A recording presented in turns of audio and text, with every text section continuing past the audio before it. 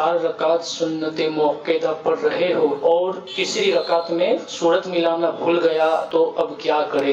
फ़राइज़ के अंदर तो पहली 2 रकतों में सूरह फातिहा के बाद सूरत मिलाना ये वाजिब। इसके बाद तीसरी रकत और चौथी रकत जो फ़राइज़ की है उसमें सूरह फातिहा के बाद ये सूरत मिलाना ये वाजिब नहीं है। अलबत्ता अगर अकेला कोई शख्स नमाज़ पढ़ रहा हो तो उसके लिए मुस्तहब ये है कि उसमें भी ये सूरह फातिहा के साथ सूरत मिला ले। इमाम के लिए ये है कि वो सूरह फातिहा पर ही इक्तिफ़ा करे, उसके लिए मकरूह है कि मज़ीद उसमें सूरत मिलाना।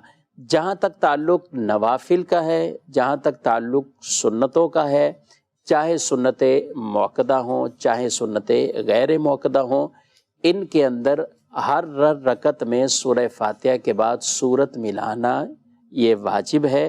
पूरी सूरत हो या 3 आयतें, छोटी 3 आयतें, या इतनी बड़ी एक ही आयत जो छोटी 3 आयतों के बराबर हो, ये वाजिब है। अगर कोई भूले से ये सूरत सुन्नतों में मिलाना भूल गया और तीसरी में या चौथी में उसने इस तरह तर्क कर दी तो उस पर सजदा साहब वाजिब होगा। और अगर सजदा साहब नहीं उसने किया तो फिर वो नमाज दोबारा पढ़नी उस पर वाजिब है, यानी वाजिबुल इआदा है।